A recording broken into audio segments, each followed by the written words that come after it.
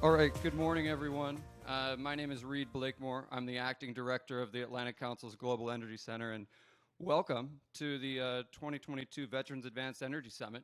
We're so happy to have everybody back here in person.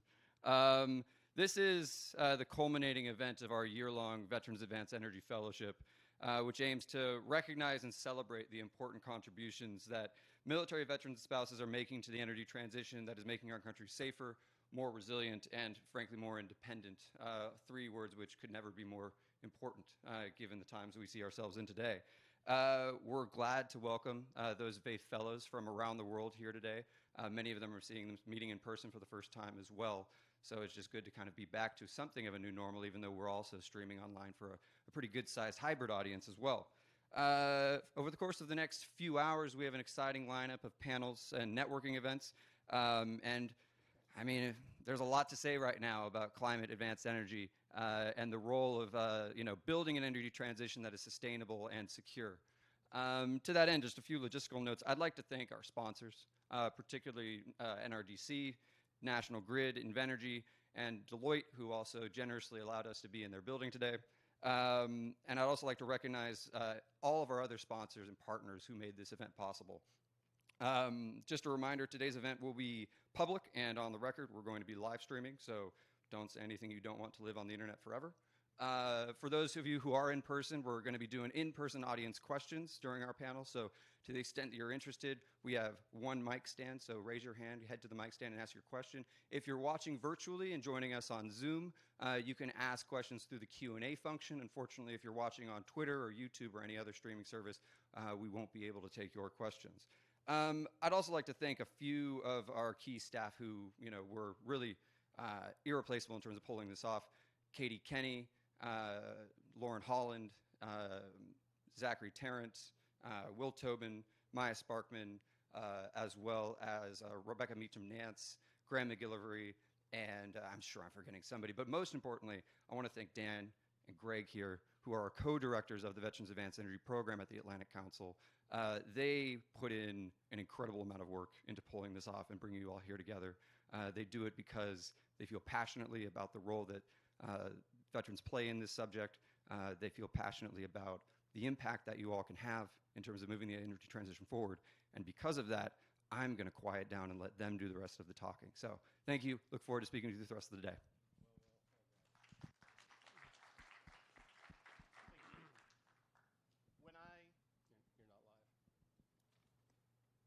When I got out of the Navy, I didn't know what I wanted to do. It was a very tough transition.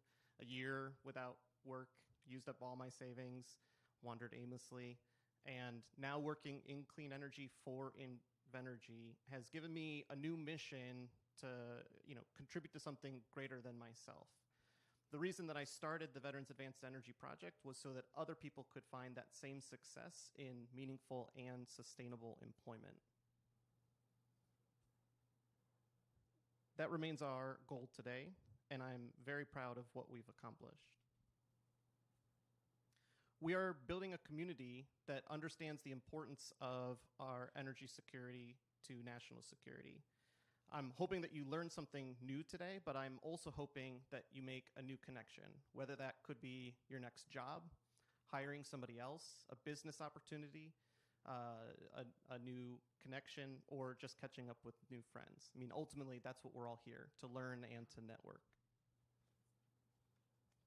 It was my network of veterans that helped me find success to where I am today, and ultimately what we're trying to do here.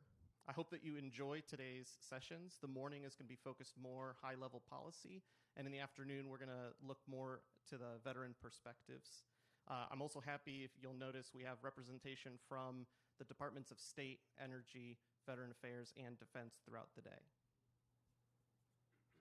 So before I pass the mic, just a couple of notes. On the table, you'll see a QR code for the conference app if you haven't downloaded it already. That's one way that you can see the agenda, the speakers, other participants to connect. You can provide your resume that's going to go to all of our recruiters and our sponsors. You can also look for job postings there and find more information about the fellowship for the next cohort. Across the hall, past the breakfast bar, is the Sponsors and Recruiters Lounge. So please, that is for all of you to use. It is our space to network and meet with the recruiters and the sponsors who are here. So please don't hesitate to go in there. If no one goes, if there has to be one person to start, or else no one is going to use it. So please do. And then also you'll notice that there are topics around the tables here. Those are intentional so that you can sit with people who you know already have some interests in mind to help start up the conversation. So feel free in between sessions if you want to shift around and make sure you're seated next to some like-minded people. That's there for you. So thank you very much. Oh, good. Thanks, Dan. Dan Misch is the heart and soul of the Veterans Advanced Energy Project. Dan Misch founded the Veterans Advanced Energy Project after he won an Atlantic Council contest for the best startup idea in clean energy. And that's how I got to know Dan. You mean the world of this program and all the veterans and military spouses that have passed through. Global Energy Center, we wouldn't exist without the Atlantic Council Global Energy Center. It is not only our higher headquarters, it's our life support system. And so all the flash and bang that you see around the room and throughout this floor, thanks to Deloitte, we have a floor, appreciate that. These guys can put on an event like there's no tomorrow, and they are just a wonderful, wonderful higher headquarters with a lot of people who really care about all of you. I got to tell you, that's a COVID picture there. That's a COVID haircut from my 15-year-old son. That was payback from the bowl cuts that I gave him growing up. That right there, that was a payback cut, and that's why I keep it. Brings back a lot of memories. So the way you judge your success in Washington, D.C., for those who live in the Beltway, is do people answer your phone calls? At least one of them. People didn't used to answer my phone calls when I called them about the Veterans Advanced Energy Project. What, 5, 6 years ago when we were first kicking this off. People are answering my phone calls now. So something's changed. You know, back when I was commanding officer of Marine Corps Recruit Depot Paris Island, a lovely vacation spot out in the Atlantic some of you may have passed through for about 13 weeks. Met a few sandflies along the way. My base commander house would have been under 15 feet of water in the event that a Cat 1 hit at high tide. 15 feet of water. I had to evacuate the installation 3 times over the course of a 2.5-year tour. And yet, we haven't divested it. And the problems have only gotten worse. Not only have the rising water problems, the Hurricane Alley problems, but the heat problems. Can you imagine trying to train U.S. Marines when every other day is a Black Flag Day? And that's the lifeblood of our Marine Corps, lifeblood of our services. So when we talk about one of the issues we're going to discuss today, the national security implications of climate change, this is real. Not only in terms of what's going on overseas, but what's going on here domestically.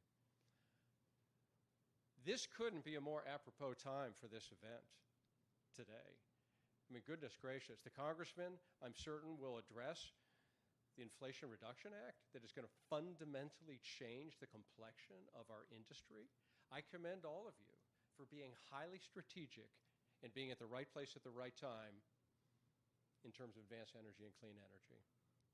So with that, I'm going to introduce Julia Piper and Congressman Raja to talk more about what's going on in Washington in support of our purpose.